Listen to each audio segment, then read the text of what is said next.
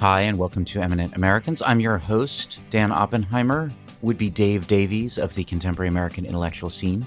So this is episode one of my long-awaited two-part Terry Gross Project episode series, where I talk about Terry Gross, Fresh Air, NPR, the art of the interview, and various other related topics with 6 esteemed guests, eminent Americans all.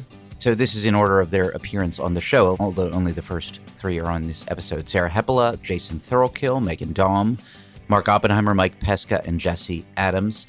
I thought to do this episode when I noticed not that long ago that NPR had added Tanya Mosley as a co-equal host to Terry up on the Fresh Air marquee. So not a regular substitute like Dave Davies, but someone with equal billing with Terry, who now alternates hosting duties with her. So, Tanya's in the logo itself along with Terry.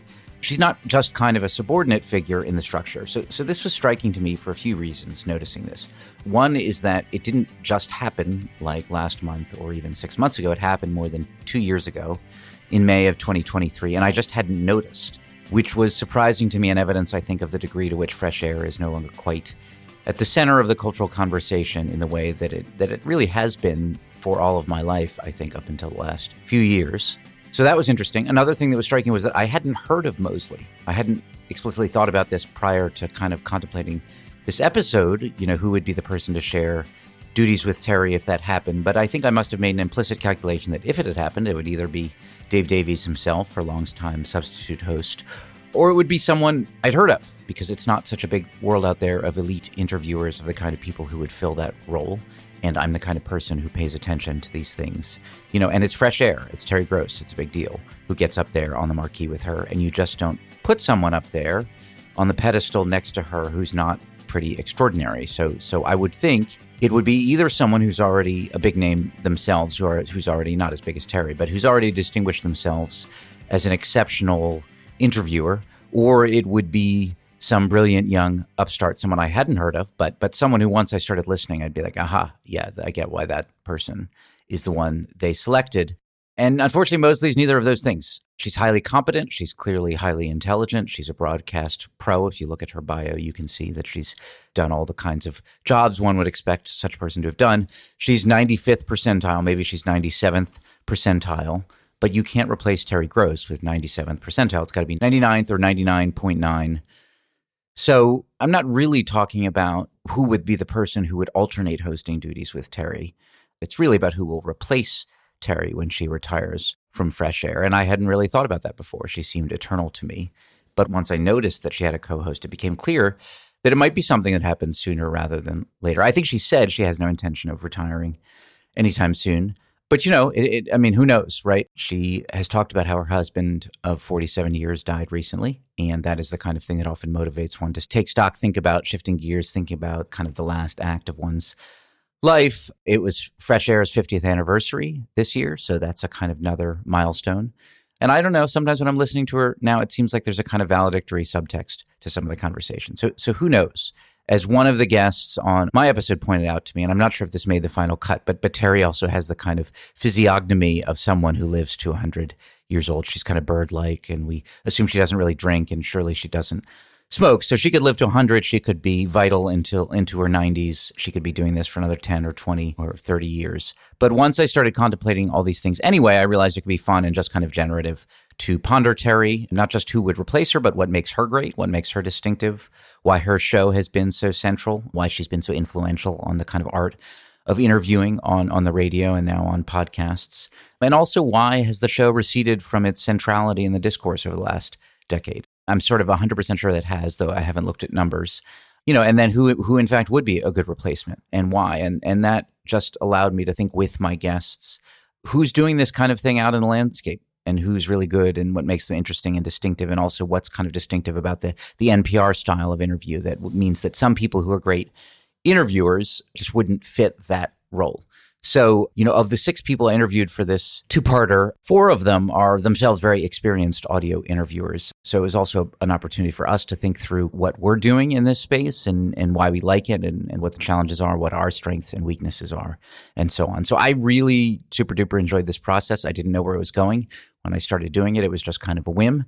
And then it ended up being just really a pleasure to do. My guests have thought a lot about these topics over a lot of years with a lot of critical intelligence. They've been thinking about it before I asked them to come on the show and talk about it specifically. So they just sort of came into it with a lot of things to say. And what you'll notice, I think, as you go through these episodes is that you can just hear me in real time being surprised over and over again, being struck by what they say, and then shifting course in response to it, and then them shifting course in response to me. And that really is a lot of what I love about this whole medium in the first place, is that kind of opportunity for real connection, engagement, and intellectual surprise.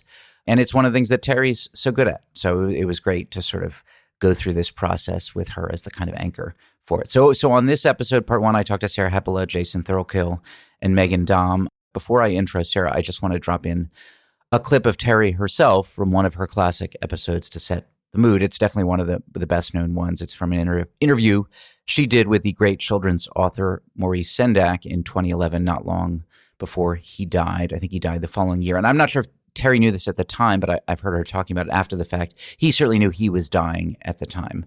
He ends up talking about his death, and he ends up talking to her in a way, kind of a saying goodbye to her. And evident in this is just a connection they had that was deeper than what Terry has with most of her guests. It is a beautiful encounter, and I think it does capture a key element of what made Terry so great, which was that she always felt authentic in the conversation. And at her best, which was much of the time, she was just genuinely present in the conversation. She was listening, responding in the moment, open to whatever came to her from the other person. And that's a much harder thing to do in this line of work than people realize. Anyway, here's that clip with Terry Gross and Maurice Sendak. Oh, God, there are so many beautiful things in the world which I will have to leave when I die, but I'm ready. I'm ready. I'm ready. Well, listen. I have to tell you something. Go ahead. You are the only person I have ever dealt with in terms of being interviewed or talking to who brings this out in me. There is something very unique and special in you, which I so trust. When I heard that you were going to interview me, you wanted to, I was really, really pleased. Well, I'm really glad we got the chance to speak, because when I heard you had a book coming out, I thought, what a good excuse Well, to call up Maurice Sendak and have a chat. Yes, that's what we always do, isn't it? Yeah, it's what we've always done. It is. Thank God we're still around to do it. Yes. And almost certainly I'll go before you go, so I won't have to miss you. Oh, God, what And I don't know whether I'll do another book or not. I might. It doesn't matter. I'm a happy old man. But I will cry my way all the way to the grave. Well, I'm so glad you have a new book. I'm really glad we had a chance to talk. I am too. And I wish you all good things. I wish you all good things. Live your life, live your life, live your life. Oof. That moment right at the end, right? Maurice is saying, I won't have to miss you because I will go first. And Terry has that, Jesus. I hope I have a moment like that in my podcasting career where I'm able to be present and alive and open in that way in a conversation. That's really amazing. So anyway, a bit about my first guest, Sarah Hepola. Sarah is the author of the best-selling memoir, Blackout, Remembering the Things I Drank to Forget About, which she was interviewed about by none other than Terry Gross on Fresh Air. Sarah's work has appeared in the New York Times, The Guardian, The Atlantic, Texas Monthly, Salon, a lot of other places. She's now a staff writer at the Dallas Morning News, and she is co-host with Nancy Rommelman of the podcast Smoke 'Em If You Got 'Em, which I really enjoy. And I sort of knew this from listening to her podcast, but it didn't hit me until this conversation, is that Sarah herself would be a great replacement for Terry on Fresh Air. We kind of joke about this, but we're also kind of not joking. She has a totally different vibe than Terry in all sorts of ways. But there is something really warm and magnetic about her voice. And if you listen to her podcast, you'll notice that she really is omni-curious about the world in the way that one would need to be to fill that role. This is what I think struck me by talking to her directly, was that she has a kind of star quality, a charisma that just translates into this medium. This first part of the two-parter is our monthly paid episode. So if you're not a paid subscriber, you'll get about a half hour or so for free, maybe 40 minutes. And then if you want to listen to the rest, you'll need to become a paid subscriber. And then part two will be one of our free episodes. I'm not sure if I've said this out loud before, but if paying presents a financial difficulty for you in any way whatsoever, and you would really like to listen to the paid stuff, just email me, message me. I will be happy to comp you a paid subscription. And I don't mean you have financial difficulty in the sense that you have to make a choice between getting a subscription to my podcast or paying for rent or food. I just mean if money generally is a source of anxiety for you and your collective media, diet, streaming services, Substack subscriptions, etc., make up a meaningful slice of your budgetary pie, then let me know. I'm fortunate enough to be in a position where I don't have that kind of money anxiety, and I don't want this show to be a part of that for anyone else. So just let me know, and I'll comp you. You don't have to let me know why. If you're plausibly working or middle class, I'll comp you. If you're a student of any sort, I'll comp you. No reason required. If, on the other hand, you're someone who can afford it and who likes the show but hasn't yet gotten the paid subscription, please seriously consider it. All the money at the moment goes to my producer so that he can get what is, frankly, a substandard wage for his work. And at some point in the future, I would like for the income from this to be a meaningful slice of my economic pie so I can maybe draw down on some of the other kinds of work that I do. And if, in particular, if you're one of those people who is actually upper middle class or even upper class, but feels uncomfortable about that and so narrativize themselves as middle class, you should consider, just out of sheer shame for that narrativization, a paid subscription. I recognize, for instance, that a family income of $250,000 a year for people who live in New York City or San Francisco or Austin, where I live, isn't easy street. There is still money anxiety in that. There are sacrifices to be made, but let's just be straight with each other. That income puts you in the top 10% of families in the United States. That is not middle class. And God forbid if you're one of those people who claims to be working class because you have a kind of working class cultural vibe, like you dress that way and you have those kinds of tastes in like culture and sports, and you like deeply resent Ivy League elites, but you actually make a lot of money, then please get a paid subscription, again, out of shame for your pseudo working class narrativization. Another way of saying this is that you should get a paid subscription if you've ever gotten a special thrill from participating in one of those threads on social media where people say what their first job was or what their dirtiest job was, and then they get to kind of flaunt that they once worked at like McDonald's or worked in like a chicken processing plant. That is a special thrill only for people who no longer do any of those things, but like to present themselves in some way as having a little bit of that working class flavor. So if you're one of those people, pay up. I don't know exactly how I ended up on that rant. Ignore it. What of that you want. I love all of you. Enjoy the show. Pay or don't pay. I appreciate your listening. Terry Gross forever. Peace.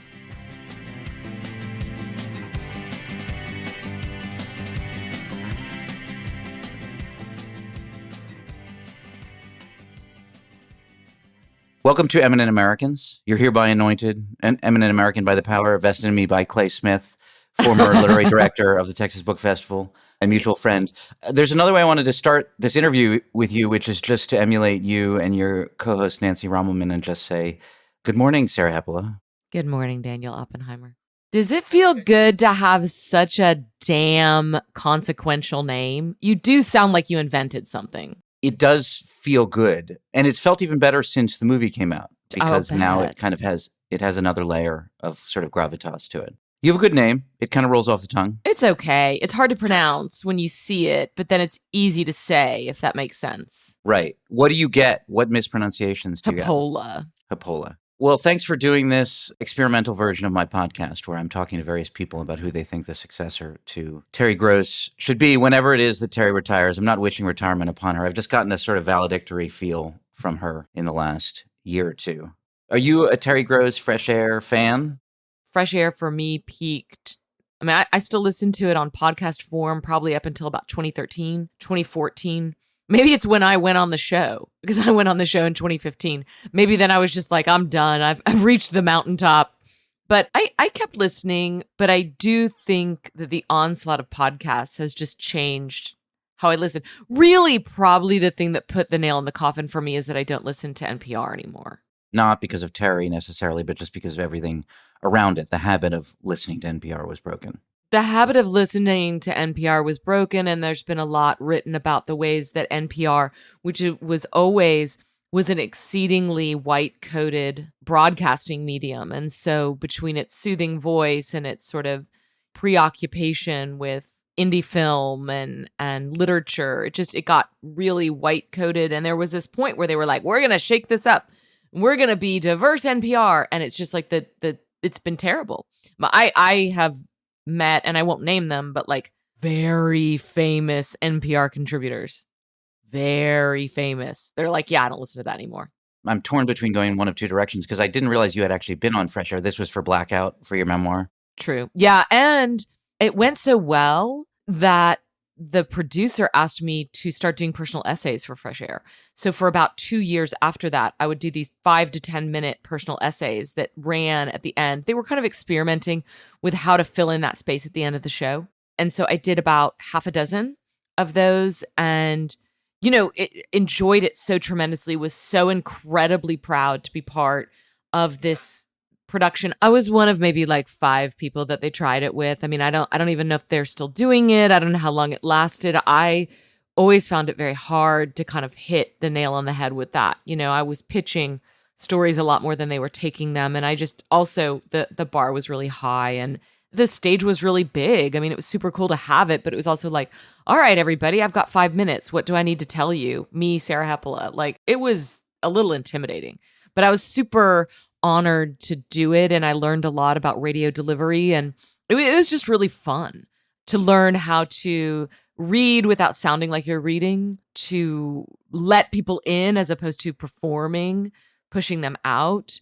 It was great. I went to like an actual audio studio and, it would take about an hour and you read it 5 times. And so anyway, I am that person who in my 30s was listening to Fresh Air in the afternoons and thinking about like, okay, I'm going to be on there one day. And what would she ask me? Yeah. And when I started writing Blackout, I had a very specific memory of being in this coffee shop in New York and writing this scene about my adolescence. And then afterward, my mind was just sort of spinning with like Terry Gross's voice being like, Sarah, nobody has ever really written about adolescence the way that you wrote about adolescence. How did you do that? She was always this voice, sort of ever present, muse, super ego, you're sort of looking for a mother's love, except it's Terry Gross.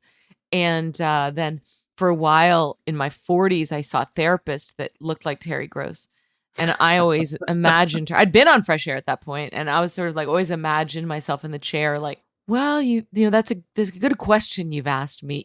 Like I sort of would like go in my mind like it was an interview that not something I was paying for. Wait, so I mean, I feel like we're burying the lead. What was it like? You'd had Terry's voice in your head for many years and you'd fantasized about your book coming out and being interviewed on Fresh Air by Terry. And then your book came out and you were interviewed on Fresh Air by Terry. What was it like? It was so great. It was so And I know you're great. not in person with her, right? You go into the studio wherever you were living You go at into the time. studio. It's audio only. She always made it that way. Even when technology would have made it so that you could see each other, she had this idea that was distracting. And I think there's a lot to say about that. That the visual stuff takes away from the connection of the conversation. So you sit in this room, you get these big squishy headphones. All of a sudden, this voice pipes in and she says, "Hi, Sarah, I'm Terry Gross." And I remember saying, "Oh my God, you are." Because it was this familiar voice, but it was suddenly like we had punched a hole in the fourth wall and she was actually talking to me. One of the things she says at the outset is like, we're going to have a conversation. It's going to last about 90 minutes. We're going to take from that 90-minute conversation about 45 minutes. I want you to know that if you say anything and later you want to go back and do it again, or you feel like you misspoke, like that's fine. We're not going live. You can stop. I want you to know that you're not here to be caught. She did a lot of like building the safe space so that you could basically feel like, all right, I don't have to like sit on pins and needles and feel like, oh my God, I just misspoke. Right. That said, once you get into the flow of conversation, yeah, I mean, there's stuff that I said that like I wish I could have said differently, but I wasn't going to be like, can we go back and do that? I just was like, yeah, whatever, let it fly. This is something I wondered about her. Did she say anything to preempt you going kind of meta on the experience of being on Fresh Air with Terry Gross? No, she wasn't interested at all. And she, in fact, told me off the air, I mention her in the book. It's like 3/4 of the way through. And I honestly can't even remember I do remember the context. I was getting sober and I was listening to Mark Maron and I say Terry Gross. And she was like, I just want you to know that I had not read that far in the book when I booked you. So I just want you to know that it wasn't because you mentioned me that I'm booking you. And I was like, no, I didn't think that you would be like, oh, look, my name's in this book. I better get this person on. She seemed, if anything, like a little bit embarrassed. She's a very, well, I wouldn't say shy, but I would say modest person. Well, she reads like interestingly in a way like an introvert. Like you certainly, I Definitely. imagine Terry as an introvert, and I don't think it's atypical that people who are introverted in their personal lives actually like doing something like radio. Or I've known a lot of journalists who, they put on their journalist mask, they can go out and talk to people, but that's part of the attraction of it for somebody who is shy or has some social anxiety or something like that, who in their personal life has a hard time with those things. So yeah, I imagine Terry as that. So that's interesting. So you don't think she experiences herself as this sort of legendary person? I think she's been made aware of it, but I think it's something she probably always forgets. She lives in Philadelphia. She's not that recognizable. And I could easily mistake her for like somebody in my mother's book group because, Right. Or your she therapist for that matter. Yeah. Yeah. It's like she looks like a woman in her like 60s or 70s with salt and pepper gray hair, and she's tiny and she has glasses. And it's like, there you go. So I'm just guessing she's not getting run over on the streets of Philadelphia, and that she has a modest life and probably a fairly small circle. I know that she and her husband were exceedingly close. And I know he passed away, I think earlier this year. So that's going to change her life. And that's why it does actually make me wonder, maybe she would step away from fresh air after that. Maybe she wants to do something totally different with the last years of her life. I don't know, but I do know that introvert is exactly right. Some of the most charming audio I've heard of her is her talking about her own early interviews. I think this might have been like an anniversary episode of Fresh Air, and they went back and or maybe it was David Letterman when he came on. They had old audio of her as a young woman interviewing David Letterman, and her voice is like an octave higher. Oh, really? Yes. She really worked to get her voice down into an alto range. And part of it was just nerves, well, so Mr.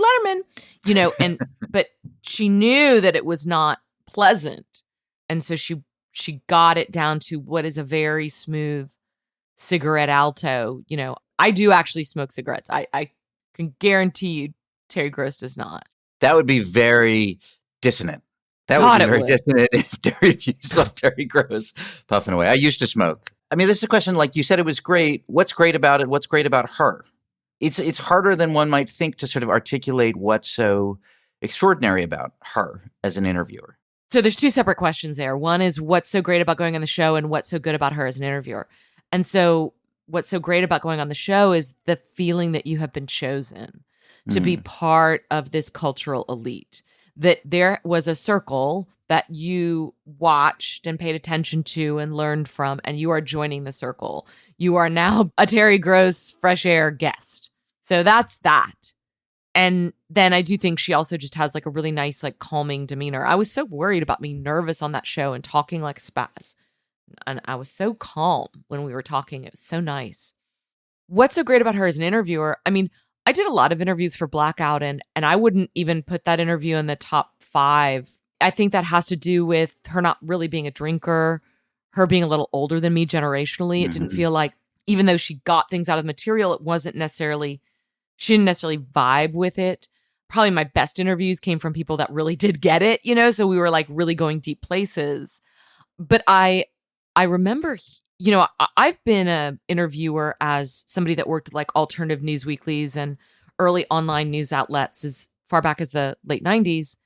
I've interviewed celebrities, people that I admire, and I never thought I was very good at it. I in part because I wanted so badly for them to like me, and I wanted to prove myself. I would end up interrupting what they were going to say by saying, "Oh yeah, I've thought that too," and and if it's a podcast and you're hearing both, that's fine. But if it's Q&A or if it's one-sided, that's worthless. You're just cutting a conversation off at the knees. So I remember hearing her talk and saying something to the effect of, everybody wants to talk. Everybody wants to be heard. The reason they don't is a fear that they're going to be judged and a fear that they're going to be misunderstood. So one of the things I do as a host, I being Terry Gross, is that I try to create this space where they feel like I am going to listen to them and not judge them for the stories that they tell. Now, she might not have used the word judge, but it had that feeling, that basically it's not about your questions. Like, I think as a young person, you think like, well, if I could just ask the right question, then it could just pop out this confession or something. And I don't know that that's it. I think it's about following a moment and being a listener. I think listening is a super underrated part of interviewing. Joe Rogan actually is really good at this, but he doesn't really do much prep work, so he doesn't have a choice. Right. He's going to respond to what you're saying, and then the two of you can follow that wherever it leads, and you might get to unexpected places. And what you want to know is that the other person is listening. They're not impatient for you to end. They're not making a funny face. I mean, that's why she doesn't want the video, by the way, because there are times as an interviewer where you might be like, oh my God, I'm sitting on something. But the person that's talking is like, okay, I should wrap up. And there's these miscues, visual miscues. And she doesn't want that interrupting what's happening in the conversation. So that's what I think she's really good at. And I don't actually think she's particularly good at questions. I think a lot of her questions, as I've gotten older and listened to her from more of a mature standpoint, I think sometimes they're too basic. But I also think that there's a lot of wisdom in asking basic questions. You know, I'm not against that. I think there are definitely people that she could push a little bit more. Well, so this is actually, let me interrupt for a second. This raises an interesting question to me, and I'm not sure I'd articulated it to myself till you were talking about it, is what's great about Terry not, in fact, that she's like the most brilliant interviewer in the world? No.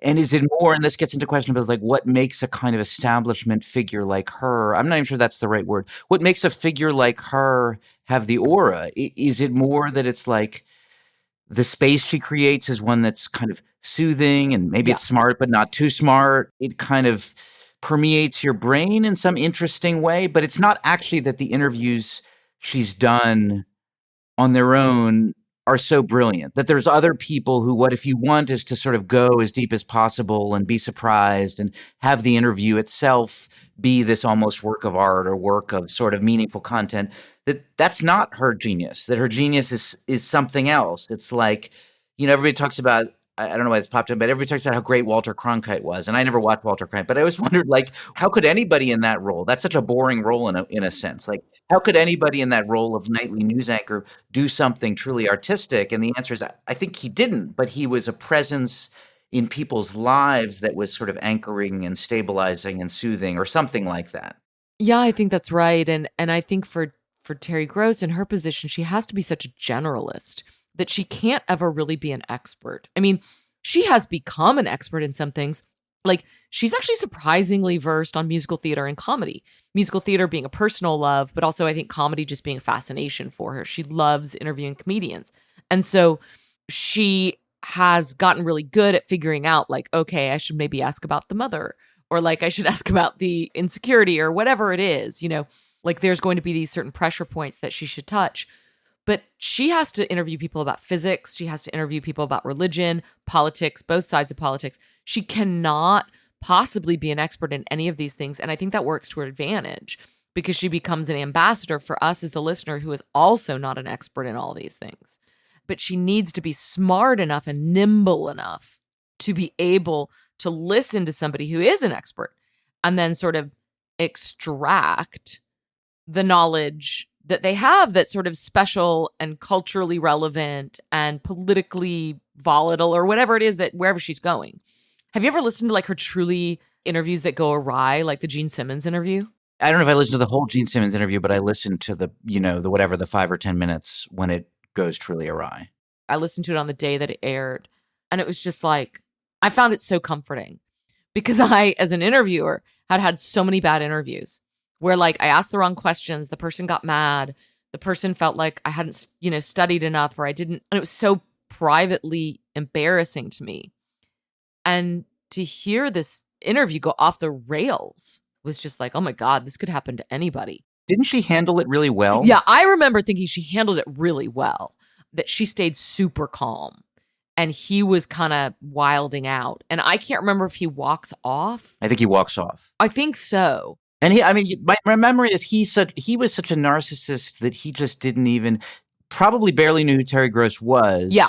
And was like so used to doing press junket interviews where Yes. nobody asks him anything even remotely challenging, that when she came in with like moderately challenging questions that you would of course expect someone to ask Gene Simmons in that context, he experienced it as this sort of grievous attack or something like that, which it wasn't even. Yeah, I think he wanted to control everything. And like you said, he wanted to go into his shtick, and she was sort of trying to disrupt that to get more of a real conversation.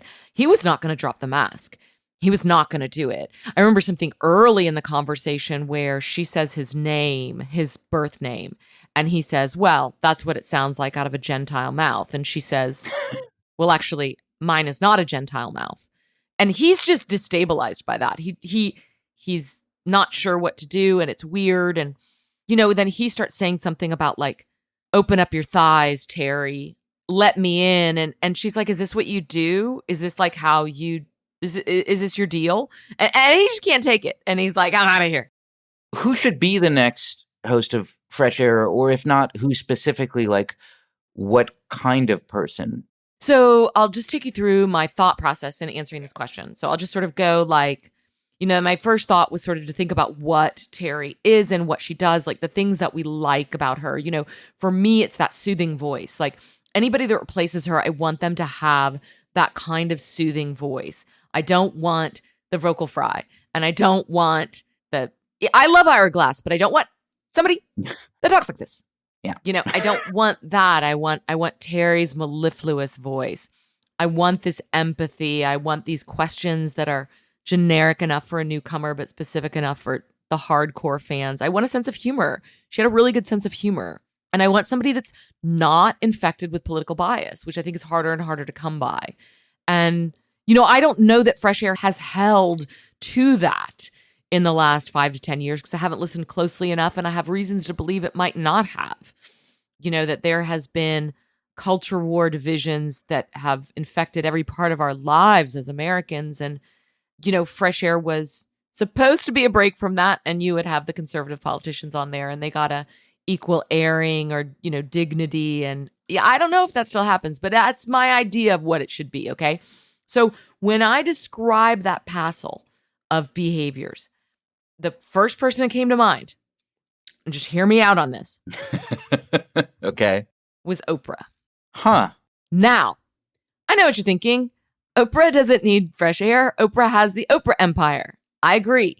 What I also agree with is that Oprah's kind of run that marathon a lot of times. She's been doing that, the Soul Sundays and the celebrity sit-down interviews. She's just been doing it so long. I really would love to see her take on something new and challenging. She is young still. She might be in her 60s, but like she is young and nimble and hardy. And I think when I think about somebody that, you have to have somebody that can do this Swiss Army knife interview, where it could be politics one day, it could be celebrity, you're going to have a lot of celebrity, you're going to have history, and she, by nature of the place that she played in culture throughout the 80s, 90s, and aughts, she can do that probably better than anybody. Yeah. She is an incredibly powerfully empathic interviewer.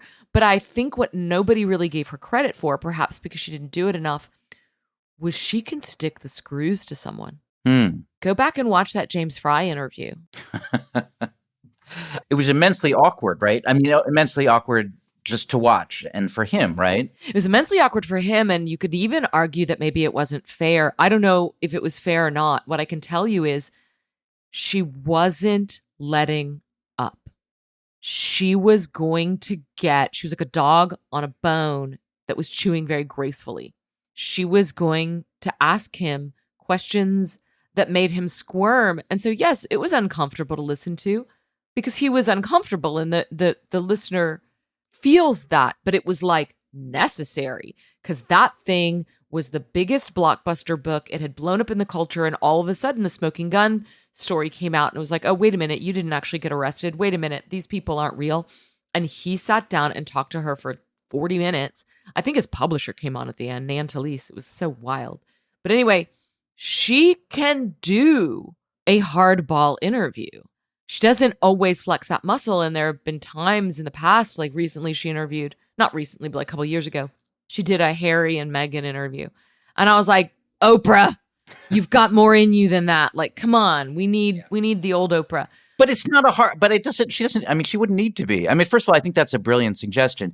I mean, Terry wasn't mostly a hardball interviewer, right? That's No, that's like no. 2% of her oeuvre, right? It's like once in a while. No, that's brilliant. You know, Oprah has that quality too, which Terry had, and which it's interesting because when I was thinking about when or how to launch a podcast, one of my hesitations was I don't know how to do that thing, which is to inject an enormous amount of personality into basically sitting there and listening. Yeah. Right. When somebody's asking you the questions and they're throwing you softballs, it's like, okay, I can be interesting and kind of relatively charismatic in that context. But when you're on the other side of the microphone and mostly you're staying silent, to be able to convey, to emanate personality and distinctiveness is really fucking hard to do. Yeah.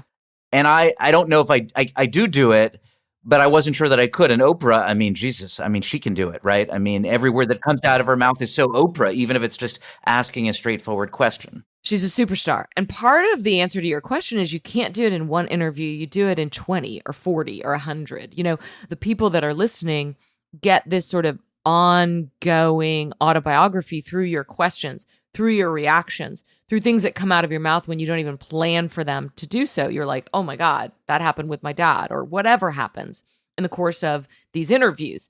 But what you need to do, I mean, Terry was much more of a blank slate than Oprah was. Right. Obviously, Oprah being on television, she had the weight thing. She couldn't make a choice about whether or not people were going to talk about it. They talked about it. She made that part of her story.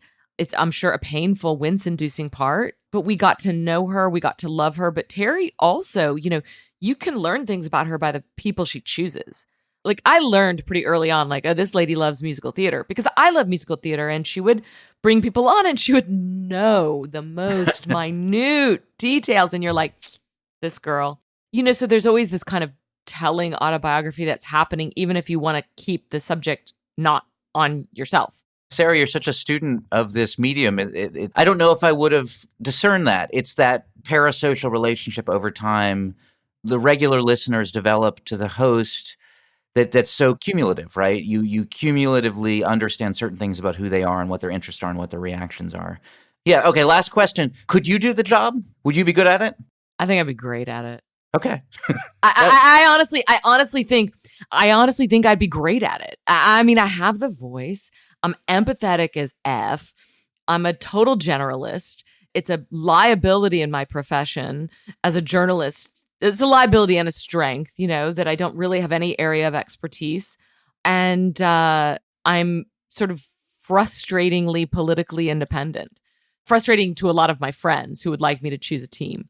So yeah, I think I'd be great at it. And I also think, you know, one of the things that came up for me as I was thinking about this is, do they want to keep it what it is, or do they want to pivot to video?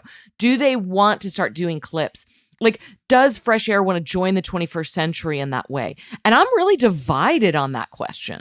There is part of me that's like, this is an institution. It's audio only. Terry didn't want it to be visual. Why would we want it to be visual? I remember talking to my friend Andy Mills, who's like a brilliant radio producer.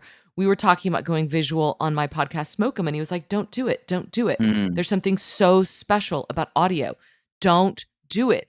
But if you don't have the clips, you can't get the audience and you can't get yourself into the social media feeds. And, you know, it's like, what is this whole thing about but to connect and find listeners? And if that's part of the game of finding listenership, and I would have to imagine Fresh Air's listenership has gone down.